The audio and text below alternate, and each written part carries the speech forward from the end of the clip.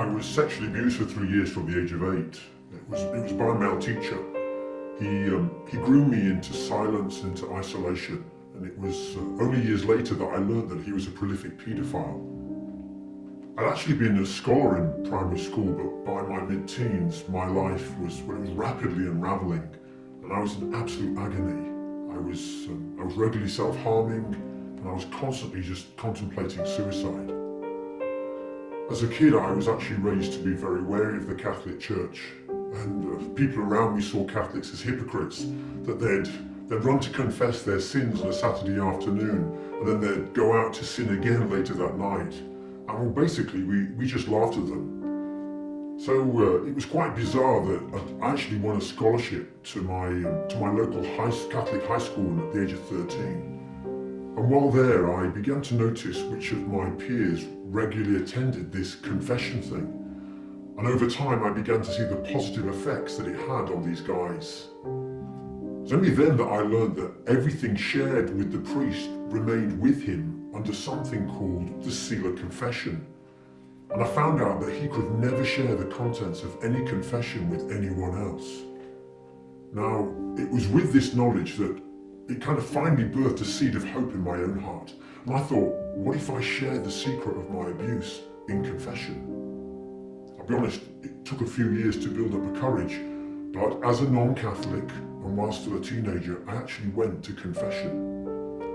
The Catholic priest was amazing. He let me talk at my own pace, and he totally respected my need for utter privacy.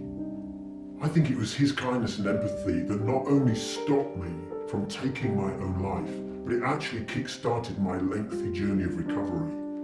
My silence and isolation had at last been broken.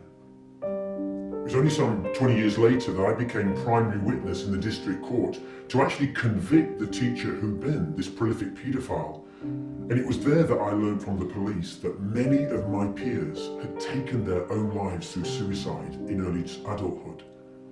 So I believe that without the sacredness of the seal, I would never have gone to confession, and I'd never have begun that journey of recovery, which in turn would actually have left a prolific child abuser still roaming free today to continue molesting children.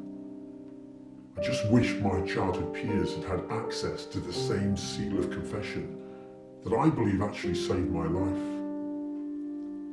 Now today I'm honoured to walk alongside survivors and survivors groups, and have done for many years now, and as well as to support and challenge the churches in their earnest desire to build a safer society. And it's commonly known that child abusers, they don't use the Catholic confessional. But I tell you something, many tender, fragile and suicidal victims and survivors, they do. So I can't understand then why the Western Australian government is focusing on re-abusing victims by trying to police their private confessions. Politicians attempt to pervert the only safe, secure and sacred space used by vulnerable children and adults, and this will cripple victims' journeys of recovery. It just doesn't make sense to re-traumatize future key witnesses. So, if the government's proposed amendments to the law actually get passed, I think the results are going to be twofold. First of all, the very people needed to identify and convict perpetrators of abuse, which is the victims and survivors themselves, they'll just stop going near the confessional.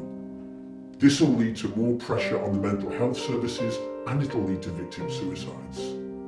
Others will never sufficiently heal, so they won't be able to endure being a witness in a court of law, and it's hard work. It's a lose-lose situation for everyone. Therefore, more perpetrators will remain within the community, and more children and vulnerable adults will end up being abused, which surely is the opposite result of what any Minister for Child Protection should be chasing after. I think the government just needs to police crime, not sin. It needs to back off and to stop further persecuting the very children and vulnerable adults it's elected to protect. And if it doesn't back off, then yes, we'll see more abuse and more deaths. And what a waste of lives and taxpayers' money. Survivors want to see the seal of confession untouched for the sake of their healing, and not undone to further destroy lives.